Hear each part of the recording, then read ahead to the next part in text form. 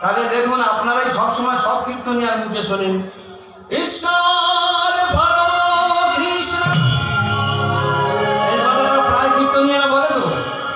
সচ্চিদানন্দ বিগ্রহম অনাদিরাদি গোবিন্দ সর্ব কারণের কারণম।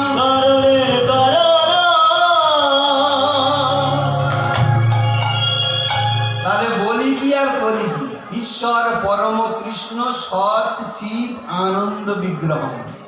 ওখানটা তো বলতে পারতেন ঈশ্বর পরম কৃষ্ণ সোনার বিগ্রহ, তামা পিতল হীরের বিগ্রহ, এটা বলতে পারতেন, কিন্তু এগুলো বললেন না। ঈশ্বর পরম কৃষ্ণ সৎ চিৎ আনন্দ। আমি তোমাদের প্রত্যেকটা জীবের মধ্যে সৎ চিৎ এবং আনন্দ রূপে বয়ে চলেছি। আর সেই সচ্চিৎ আনন্দটা তোমরা অনুধাবন করো, অনুভব করো কখন? এই যে আমি প্রাণ হয়ে তোমাদের ভিতরে রয়েছি, তোমরা যদি বেঁচে থাকো তবে তো আমাকে অনুভব করতে পারো। Tick tick tick tick tick tick tick tick tick tick, এখান থেকে এই পর্যন্ত tick tick tick tick tick tick. আসে যায় কয় না কথা সেবা কেমন পড়ছি, আসে যায় কয় না কথা সেবা কেমন পড়ছি, আসে যায় কয় না কথা সেবা কেমন পড়ছি, আসে যায় কয় না কথা সেবা কেমন পড়ছি। বুকুল হেনে মান্ডাকে না সেবা কেমন পড়ছি, বিনা টোপে মাঝ গাছে না সেবা কেমন পড়ছি, আর বিনা টোপে মাঝ গাছে না সেবা কেমন পড়ছি, বিনা টোপে মাঝ গাছে না সেবা কেমন পড়ছি। বুকুল হেনে মান্ডাকে না সেবা কেমন গান, বুকুল হেনে মান্ডাকে না সেবা কেমন গান, বুকুল হেনে মান্ডাকে না সেবা কেমন গান, বুকুল হেনে মান্ডাকে না সেবা কেমন গান। পাঁচিল দিয়ে ঘুরতে পারে না সেবা কেমন, বলবো না, এটা বুঝে নেই। আসে যায় কয় না কথা সেবা কেমন পড়ছি। এই যে সব থেকে আমার বড় বান্ধব, যদি একটু বন্ধ হয়ে যায় ব্যাস সব পড়ে থাকবে। এই হাত থাকবে, হাতের কাজ হবে না, চোখ থাকবে, চোখে দেখতে পাবে না, দুম দুম করে পেটন দেবে, কোনো সাড়া করবে না, অথচ একটা মশা বসলে মেরে তবে শান্তি পায়। হ্যাঁ, তাহলে সব থাকবে, কোনো কাজ থাকবে না। কেন? ওই ভেতরে আসে যায় গয়না কাটা সব থেকে বড় বন্ধু, যদি একবার বন্ধ হয়ে যায়। তাই কারণে আমার রবীন্দ্রনাথ ঠাকুর এইটাই বলেছিল যে দেখো, একদম পুরো বেদটাকে নির্যাস করে গীতা হয়েছিল, আর সেই গীতা থেকে মন্থন করে আমার রবীন্দ্রনাথ ঠাকুর যে কাব্য গীতাঞ্জলি কাব্যগ্রন্থটা লিখেছিলেন সেটা। হ্যাঁ, সেখানটা কোনো কিন্তু পূজা নেই। কি সুন্দর বলছে দেখুন, আর হিয়ার মাঝে লুকিয়েছিলে, দেখতে আমি পাইনি তোমায়, দেখতে আমি পাইনি। আমার হিয়ার মাঝে লুকিয়েছিলে, দেখতে আমি পাইনি তোমায়, দেখতে আমি পাইনি। আমার হিয়ার মাঝে লুকিয়েছিলে,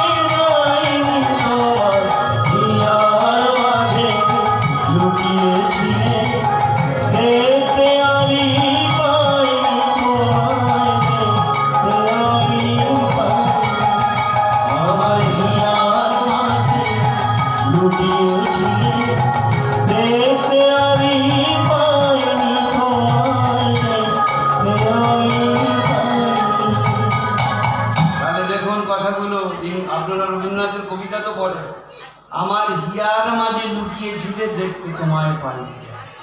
আমি বাহির পানে চোখ মেলেছি, বৃন্দাবনে ছুটে গিয়েছি, নবদ্বীপে ছুটে গিয়েছি, কামাখ্যাতে ছুটে গিয়েছি, কিন্তু ঠাকুর আমি তোমাকে সেখানে পাইনি। আমি বুঝতে পারিনি যে তুমি আমার সঙ্গে সঙ্গে রয়েছো, তুমি আমার কাছে কাছে রয়েছো।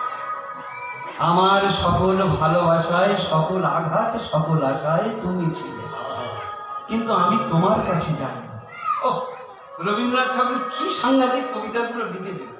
আমার সকল ভালোবাসা, আমার যা কিছু আছে সবসময় তুমি ছিলে, আমার আঘাত, সকল ভালোবাসায় তুমি ছিলে, কিন্তু ঠাকুর আমি তো তোমার কাছে কোনোদিন গেলাম না। তুমি মোর আনন্দ ছিলে আমার খেলা, তুমি মোর আনন্দ ছিলে আমার খেলা, তুমি মোর আনন্দ ছিলে আমার খেলা, আনন্দে তাই ভুলেছিলে, আনন্দে তাই ভুলেছিলে, কেটেছে দিন হেলা। তুমি মোর আনন্দ হয়ে, এই যে যদি সঙ্গে না থাকে, টিপ টিপ টিপ টিপ না করে, আমরা যাই কি চল একটা ভালো মিষ্টি খেলাম, বেশ ভালো লাগছে, এই ভাই আসতে পাশে বসে কোনো আসবে, বলছে তুমি মোর আনন্দ হয়েছিলে আমার খেলা। এই যে আমরা জগতে যা পেয়েছি, ধরুন হরিনাম শুনতে এসছি, যদি উনি এক্ষুনি এখান থেকে উঠে যায়, বন্ধ হয়ে যায়, ব্যাস পড়ে থাকবে, আর হরিনাম শোনা হবে না। তাহলে এই যে হরিনাম শুনে আনন্দ পাচ্ছি, এটা কিন্তু উনি আমাদের ভিতরে রয়েছেন বলে, চির বন্ধু এই রয়েছেন বলে তাই আমরা আনন্দ পাচ্ছি। এই যে আমি ভালো একটু খেলাম, খুব রসনা তৃপ্তি হলো, এই রসনাটাও কিছু বুঝতে পারবে না যদি ভেতরের পাখিটা বন্ধ হয়ে যায়। আর কিছুই, চোখে ভালো জিনিস দেখলেন, ভালো কিছু শুনলেন, ভালো কিছু খেলেন, ভালো অনুভব করলেন, সমস্ত কিছু। এই যে তুমি মোর আনন্দ হয়েছিলে আমার খেলায়, আনন্দে তাই ভুলেছিলেন, কেটেছে দিন হেলায়। আমি তোমার কাছে যাইনি, আমি তোমার গান তো গাইনি, আমি তোমার কাছে যাইনি, আমি তোমার গান তো গাইনি। তাহলে দেখেছেন রবীন্দ্রনাথ ঠাকুর বলছেন, এখানটা মন্দিরের কথা বলেন। রবীন্দ্রনাথ ঠাকুর শুধু ওইটা না, আবার কবিতাও লিখেছিলেন, রুদ্রদ্বারে দেবালয়ের কোণে কাহারে তুই পুজিস সঙ্গোপনে, দেখ দেখে তুই নয়ন মেলেছে তোর দেবতা নেই ঘরে। রবীন্দ্রনাথ ঠাকুর বলছে, উত্তম রায় বলেন, বলছে তুমি যে মন্দিরের মধ্যে বসে পূজা করছো, ভালো করে চোখ মেলে দেখো, সত্যি সত্যি ঠাকুর আছে কি? রুদ্রদ্বারে দেবালয়ের কোণে কাহারে তুই পুজিস সঙ্গোপনে, দেখ দেখি তুই নয়ন মেলেছে তোর দেবতা নেই ঘরে। তবে একটা কথা কি, একবার দেখবেন ফাঁকা জায়গায় কোনো জায়গায় মাথা নত হয় না, কিন্তু একটা বিগ্রহ দেখলে দেখবেন আপনার থেকে হাতটা উঠে যায়। দরকারও আছে, বাহ্যিক মূর্তির একটা দরকার আছে, কিন্তু বাহ্যিক মূর্তিটা কিন্তু শেষ কথা না। আপনি দেখবেন এই মূর্তি পূজা করতে করতে যেদিন আপনার মন ওই ঠাকুরের নিবিষ্ট হয়ে যাবে, তখন আপনার কাছে কোনো পূজা থাকবে না। আমাদেরও শেষকালে নিরাকার, আমাদের হিন্দুদেরও শেষকালে নিরাকারের পূজা করা হয়, আর সেখানে কোনো পূজা থাকে না। ওই কারণে আমাদের শ্যামানন্দ লাহিড়ী যোগীরাজ বলেছিলেন, আমার পূজা সৃষ্টি ছাড়া, গঙ্গা জলের নাহিকো ছড়া, ফুল লাগে না রাশি রাশি, হারিয়ে গেছে কোষাকুষি, সরে গেছে কালী তারা, আমি আত্ম দেখেই আত্মহারা।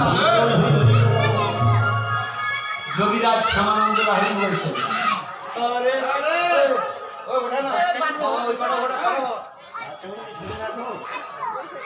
বলছে যে আমার পূজা সৃষ্টি ছাড়া, গঙ্গা জলের নাইকো ছড়া। আমরা পূজা করতে গেলে মা প্রথমে গঙ্গা জলটা রাখিত, বলছে আমার যোগীরাজ শ্যামানন্দ লাহিড়ী বলছে আমার পূজায় কোনো জঙ্গল জলটা লাগে না, বলছে গঙ্গা জলের নাহিকো ছড়া, ফুল লাগে না রাশি রাশি, তোমরা গাছ থেকে ভুল পেলো, আমার কিচ্ছু লাগে না, হারিয়ে গেছে কোষাকুষি, তোমরা পূজাতে কোষাকুষি ব্যবহার করো, আমার লাগে না, সরে গেছে কালী তারা, মানে তোমরা হয় কালী নয়, তারা নয়, মহাদেব নয়, কৃষ্ণ নয়, রাধা, যাওকে সেবা করো, পূজা করো, কিন্তু আমার সরে গেছে কালী তারা, আমি লাস্ট অফ অল, ওই রবীন্দ্রনাথের কথা, ওই গীতার কথায়, আমি আত্ম দেখেই আত্মহারা। ব্যাপারটা বুঝে গেল? সেইভাবে নিজেকে অনুশীলন করবে, পূজাতে তো অবশ্যই বসবেন, নিজেকে অনুশীলন করবেন, এটা গুরু সাধুর কাছে বসতে হবে, বৈষ্ণবের কাছে বসতে হবে। তবে তো আপনাদের অনেক জ্ঞানের পরিসর বাড়বে, তবে তো জাস্টিফাই করতে পারবেন কোনটা ভালো কোনটা মন্দ। অনুশীলন করতে হবে, গুরু সাধুর পাশে বসতে হবে। আপনার ছেলেরা ভূগোলটা পড়তে পারে না, ঠিকমতো বুঝতে পারে না, মাস্টারমশাইকে দিয়ে দিলেন, প্রাইভেট মাস্টার, সেই ওইটা সম্বন্ধে ভালো করে বুঝাচ্ছে। আপনার ছেলে অঙ্ক পাচ্ছে না, আপনি একটা অঙ্কের মাস্টার ধরে দিচ্ছেন, সেটা ওনাকে ভালো করে বোঝাচ্ছে, তার জন্য মাইনে দিচ্ছেন। তাহলে আপনার ছেলে তো আধ্যাত্মিক চেতনা সম্পন্ন হচ্ছে না, তার জন্য কটা মাস্টার ধরিয়েছেন? মনে হয় কারো বাড়ি গীতাও নেই, যদি গীতাও নেই, জীবনে একটু আমার মা বাবার গল্প ছেলেকে শোনায় না। তাহলে এই জায়গাটা কিন্তু আমরা খুব দুর্বল। যেখানে ধর্ম স্ট্রং সেখানে সব স্ট্রং, যেখানে ধর্ম স্ট্রং নয় সেখানে কিছুই স্ট্রং নয়। এই যাদের জীবন আমরা পড়ি, রাজা রামমোহন, বিদ্যাসাগর, সুভাষ বোস, বিবেকানন্দ, প্রত্যেকে গীতা বগলে করে নিয়ে ঘুরত। প্রয়োজনীয় হলেই, সংকট হলেই গীতা পাঠ করে চুল খুলে দেখে নিল, মীমাংসা হয়ে গেল। এর সব থেকে বড় জিনিস পৃথিবীর ধারক বাহক এই ধর্ম, ধরে ধরে হয়। ভক্তমণ্ডলী মায়েরা, এই হেন আজকে গৌরাঙ্গ সুন্দর জীবকে শিক্ষা দেওয়ার নিমিত্ত আজকে তিনি করছেন কি? সুরধনী গঙ্গার তীর দিয়ে আপনাদের মতো এত ভক্ত না হলো, কিছু আছে ভক্ত, নাচতে নাচতে যাচ্ছে। ভুজো যুগ তুলি গোরা নাচি নাচি যায়, ভুজো যুগ তুলি গোরা নাচি নাচি যায়, ভুজো যুগ তুলি গোরা নাচি নাচি যায়, ভুজো যুগ তুলি গোরা নাচি নাচি যায়, ভুজো যুগ তুলি গোরা নাচি নাচি যায়, ভুজো যুগ তুলি গোরা নাচি নাচি যায়। বলে দোলে বনমালা কিবা শোভা পায়, বলে দোলে বনমালা কিবা শোভা পায়, বলে দোলে বনমালা কিবা শোভা পায়, বলে দোলে বনমালা শোভা পায়। নাদলাতে আপনি দোলে, নাদলাতে আপনি দোলে, নাদলাতে আপনি দোলে, নাদলাতে আপনি দোলে, মালার গুনে না মালার গুনে, নাদলাতে আপনি দোলে, মালার গুনে না মালার গুনে, নাদলাতে আপনি দোলে, বলে দোলে বনমালা কিবা শোভা পায়, বলে দোলে বনমালা কিবা শোভা পায়, বলে দোলে বনমালা কিবা শোভা পায়। তাহলে ভগবান গৌরাঙ্গ সুন্দর আমার জীব শিক্ষা দেওয়ার নিমিত্ত এই গলে বনমালা পরে আর ওই সুরধনী গঙ্গার তীর দিয়ে নাচতে নাচতে যাচ্ছে ভক্ত সঙ্গে করে। সকালবেলা থেকে এটাই তো করে। এখন সুরধনীর তীর দিয়ে যাচ্ছেন, নবদ্বীপ মাঝে সুরধনীর তীর দিয়ে সুরধ্বনি। তাহলে আপনারা প্রশ্ন করতে পারেন, উত্তম বাবু সব তো শুনি, নবদ্বীপে হয়, বৃন্দাবন হয়, তাহলে আমরা 24 পরগনার মানুষ কেন বা এদের নিয়ে এত মাতামাতি করছি? আরে বাবা, ওটা ভুল সিদ্ধান্ত। আমাদের মাথাগুলো তো কাঠের মাথা না, বুঝতে পারি না ঠিক মতো। মাস্টারমশাই বলে একরকম, গুরুদেব বলে একরকম, আমরা শুনে করি অন্যরকম। বৃন্দাবন তো সব জায়গা বলেন, এটা তো আপনার মন জুড়ানোর কথাবার্তা। এখানে এসছেন, 2-4টে ডায়লগ মারবেন, পয়সাটা পাওয়ার জন্য আমাদের মন জুড়ানোর কথাবার্তা। বিশ্বাস করুন একদম বৃন্দাবন সব জায়গা। যদিও রাধারানী ভাগবতে বলেছিলেন যে ভগবান কৃষ্ণ রাধারানীকে বলেছিলেন, বৃন্দাবনম পদমেকং গচ্ছামি, রাধে বৃন্দাবন ছেড়ে আমি এক পাও কোথায় যাই না। কত বড় কলম দেখুন, এগুলো খুব ভাবা যুক্তিতর্কের জায়গা আসছে। রাধারানীকে ভগবান কৃষ্ণ বলেছিলেন, রাধে চিন্তার কোনো কারণ নেই, বৃন্দাবনম পদমেকং গচ্ছামি, বৃন্দাবন ছেড়ে আমি এক পাও কোথায় যাই না। তাহলে তাই যদি হয়, মথুরায় যখন চলে গেলেন কংস নিধন করতে, বৃন্দাবনে যে ছেড়ে যায়নি?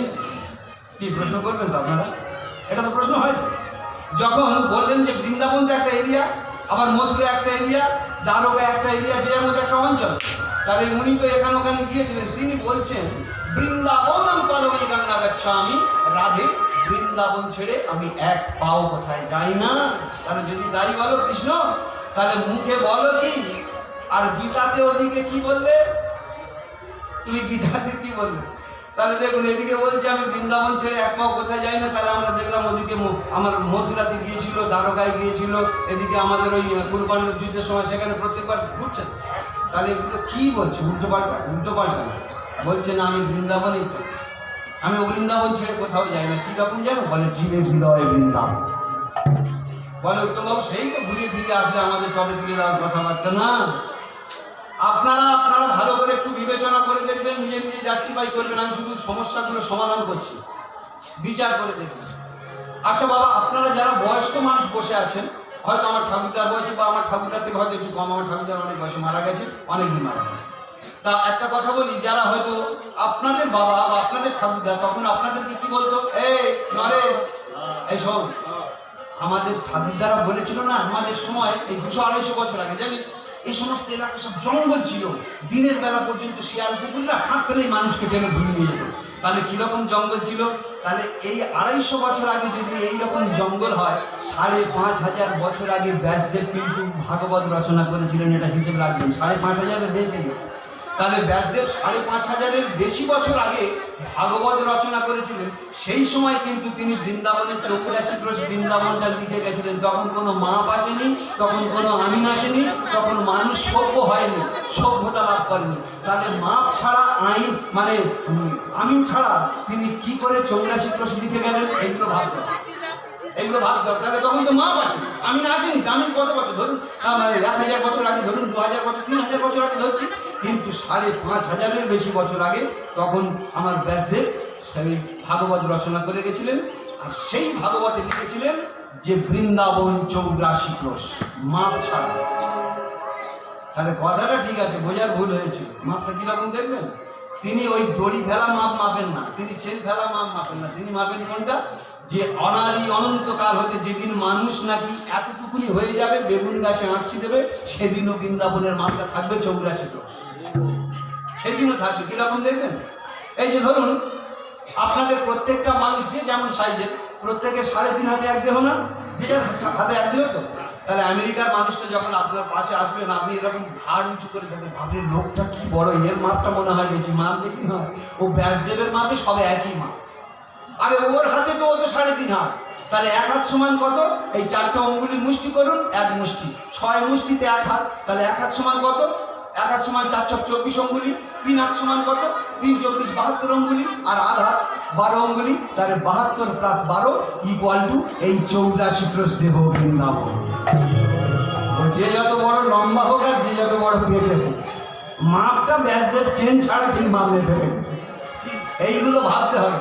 সেই বৃন্দাবনের রাধাকে কৃষ্ণকে এটা পরের জায়গায় যাচ্ছে। তাহলে ভগবান কৃষ্ণ যেটা বলেছেন ঠিক বলেছেন যে আমি বৃন্দাবন ছেড়ে, তাহলে দেখা গেল এই যে এই 84 ক্রোশ দেহ বৃন্দাবনের মধ্যে তিনি বসতি করছেন। ভগবান আরো অনেক কথা বলেছিলেন, হ্যাঁ, যে আমি কোনোদিন মরি না। গীতাতে বললেন নৈনম চিন্তন্তি শস্ত্রাণি নৈনম দহতি পাবক না চৈনম ক্লেদয়ম তখন অশ্বসতি মারুত। তিনি ভগবান বললেন যে আমাকে কোনোদিন অস্ত্র দ্বারা ছিন্ন করা যায় না, আমাকে বাতাসে ওড়ানো যায় না, আমাকে জলে ভিজানো যায় না, আমাকে আগুনে পোড়ানো যায় না, অর্থাৎ আমি এক কথায় মরি না। তাহলে তাই যদি হয়, ভগবান গীতাতে বললেন মরি না, আর ওদিকে যখন সেই কদম গাছের ডালে ঠ্যাং ঝুলাচ্ছিলেন, বালির বেটা অঙ্গদ মেরে দিল। এটা কে বলল? তাহলে দেখেছেন আমাদেরকে কিরকম কনফিউশন ফেলে রেখেছে। এইগুলো ব্যাখ্যা উদ্ঘাটন করতে হবে। তার জন্য গুরু সাধু বৈষ্ণবের পাশে ওই যে সাবজেক্টে আপনার ছেলে দুর্বল, সেই সাবজেক্টের জন্য পার্সোনাল মাস্টার দিয়ে দেন। এইরকম গুরু সাধু বৈষ্ণবের কাছে বসুন, এই সাবজেক্টগুলোকে ঘাঁটা দিন, তবে তো চেতনা বাড়বে। যার কাছে শিক্ষা তার কাছে জ্ঞান, তার কাছে চেতনা। আর যার কাছে যত জ্ঞান স্ট্রং, তার কাছে পয়সা ছুটে যাবে। আর যে শিক্ষা থেকে জ্ঞান থেকে দূরে চলে যায়, পয়সা তার থেকে দূরে পালাবে। মাত্র 3 ঘন্টা 3.5 ঘন্টার লেকচার করবো তো, নিচ্ছি না কম, বাবুদের কাছে জিজ্ঞেস করবো। তাহলে 3.5 ঘন্টার লেকচার করবো, মাত্র 4 মাস গান করি। এই 4 মাস গান করে 8 মাস ঘরে বসে বসে খাই, রাজার হালে বাড়ি গাড়ি জমি জায়গা সব করেছি। আমি অস্বীকার করবো না, আমি মিথ্যে কথা বলি না বাবা, একদম বাস্তব কথা বলি। গাড়ি বাড়ি 3-3খানা গাড়ি কিনেছি, 2 4 চাকা, একটা বাইক, 2টো বাড়ি কিনেছি, একটা বাড়ি করেছি 9-25 লাখ টাকা খরচা করে, জায়গাটা কিনে করেছি, একটা দোকান করেছি, কাপড় দোকান করেছি, সে লাগিয়েছিলাম, দোকান করছিলাম, করতে করতে একটা মাত্র ছেলে, আমি চলে যাই গানে, ওর মা মাঝে মাঝে দোকানে যেতে হয়, ফোন করে মা তুমি চলে যাচ্ছ, বাবা চলে যাচ্ছে, ভালো লাগে না, আমি দোকান বিক্রি করে দাও। এই ভালো লাগে না যখন বলা ধরেছে, এইবার বসে বসে মোবাইল টিপবে আর পড়াশোনা ট্যাগে আগুন ধরে যাবে, বন্ধ করে দাও। সেই মাল 4 লাখ টাকার মাল মাত্র 40,000 টাকায় ছেড়ে দিয়েছি, বিক্রি করে দিয়েছি, দিয়ে আমি ছেলে পড়াশোনা করাচ্ছি। তাহলে ভগবান তো দিয়েছে কিসের ওপরে? এই সাধুগুরু বৈষ্ণবের চরণ ধরেছিলাম, রামায়ণ ভাগবত মহাভারতকে অনুশীলন করি, আর অনুশীলন করি বলে জ্ঞানটা বৃদ্ধি হয়েছে। তবে ভরতঘর থেকে যাচ্ছে, জ্যোতিষপুর থেকে যাচ্ছে, মসজিদবাড়ি থেকে যাচ্ছে, কুমিরমারি থেকে যাচ্ছে, মোটামুটি 24-25 এখন রান করছি পেয়ে দিবে। তাহলে অসুবিধাটা কি আছে? চিন্তা করুন। আমি একদম মানে কোনো রকম রাগ করে বলবো না, যেটা বাস্তব সেটা বলছি, আপনাদেরও বলছি।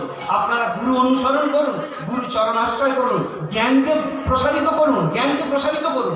দেখবেন ধার্মিক লোক একমাত্র জগতে পূজা পেয়েছে, অধার্মিক লোক কোনোদিন পূজা পাতে পারে না। ধার্মিক লোক সারা জগৎকে ধরে আছে, তাদের চরণে এখনো পর্যন্ত সবাই স্যালুট করে, তাদের পথে ইশারা চলছে সব। হ্যাঁ, তাহলে ধার্মিককে সবসময় ধর্মকে ধরে থাকুন, জ্ঞানকে ধরে থাকুন। বাবা একদম সত্যি কথা বলছি, আপনাদের জ্ঞান দেওয়ার মতো ক্ষমতা, বয়স, শিক্ষা আমাদের নেই, তবু যেটুকু অধ্যয়ন করেছি আপনাদের কাছে বলছি, এখনো সময় আছে, ধরে ফেলুন, জ্ঞানকে অন্বেষণ করুন। পয়সা আপনার পিছনে আসবে না। আপনি এক দুটো ভাতের জন্য 300 বিঘে জমি আপনার, 3 তলা বাড়ি আপনার, তবু এক দুটো ভাতের জন্য ছেলেদের মুখ নাড়া খাচ্ছে, আপনার জিনিস নিয়ে আপনাকে করে খাওয়াচ্ছে। হ্যাঁ, তুমি ওই পারে ওই ছেলের কাছে যাও, ও বলে তুমি ওই ছেলের কাছে যাও, কেন খাবেন? শুধু আমি যদি আপনাকে বলি সেই প্ল্যানটা করুন, একদম শুধু একটু মায়াটা ছাড়তে হবে। আপনার খেতে দিচ্ছে না, আপনার জমি খাচ্ছে, থাক, আপনি শুধু ওই নাতি নাতির মোহটা ছাড়বেন। সেটা আমার কাছে আসুন, 300 টাকা নিয়ে বাড়ি থেকে বেরিয়ে যাবেন, আপনার জন্য একটা সেফটি লাইফ দেবো আমি, জীবন, সুরক্ষিত জীবন দেবো। আমার বাড়ি দক্ষিণ দুর্গাপুর। আপনি যেদিন এই মায়াটা ছাড়তে পারবেন, 300 টাকা শুধু বাড়ি থেকে নিয়ে আসবেন। ছেলে নয় কি, আপনার গাছে ডাব আছে, দোকানি ডাব বিক্রি করে 300 টাকা নিয়ে আমার কাছে যাবেন। আমি আপনাকে কি করবো, একটা সাইড ব্যাগ কিনে দেবো, গোটা 50-60-70 টাকা, একটা করতাল কিনে দেবো, একটা টিফিন কেরিয়া কিনে দেবো, একটা জায়গায় আপনাকে ইনভলভ করে দেবো। সেই জায়গায় আপনি প্রত্যেকদিন ভগবানের নাম গুণগান করবেন, প্রত্যেকদিন নাম হট্ট। শালা খাওয়ার ভ্যারাইটিস রে। হ্যাঁ, প্রথমে যাওয়ার সময়, প্রথম যখন 9টা-10টার সময় যাদের বাড়ি নাম হতে হবে, আপনি গেলেন, সঙ্গে সঙ্গে আপনাকে ঘুগনি মুড়ি ভালো করে পেট ভরে খাইয়ে দিল। এইবারে সারা ঘন্টা কর্তাল নিয়ে হলে তাল দরকার নেই, শুধু ঘোষ দেন, কোনো অসুবিধা নেই, শুধু ঘোষ দেন, তালটা কর্তাল নিয়ে ঘোষ দেন। ঘোষ একটু মুখে বেতালে হোক, তালে হোক, সুরে হোক, অসুরে হোক, একটুকুনি বলবেন, হরে কৃষ্ণ নামটা জপ করবেন। ঠিক 2:30-3টের সময় ঠাকুরের যেই ভোগ হয়ে গেল, ব্যাস। এই পরে আপনি শুধু দেখবেন, প্রথমে আপনার জন্য একটা কলা পাতা দিল, তারপরে আসলে লেবু ঘি ভাত দিল, লেবু ঘি, আবার দুধেশ্বর চালের ভাত, তারপরে ভালো একটা শুক্তো, তারপরে আপনার জন্য একটা ভালো 5 মিশালি দিয়ে ছাঁচড়া, তারপরে পনির, তারপরে চাটনি, এবারে মিষ্টি, পায়েস, এরকম হতো। অথচ কোনো পয়সা লাগছে না। আবার কি জানেন, আরো একটা বড় খবর বলি শুনুন। ওই যে সারাদিন মঠে আপনি নাচা গাওয়া করলেন, পেট ভরে খাইয়ে দিল,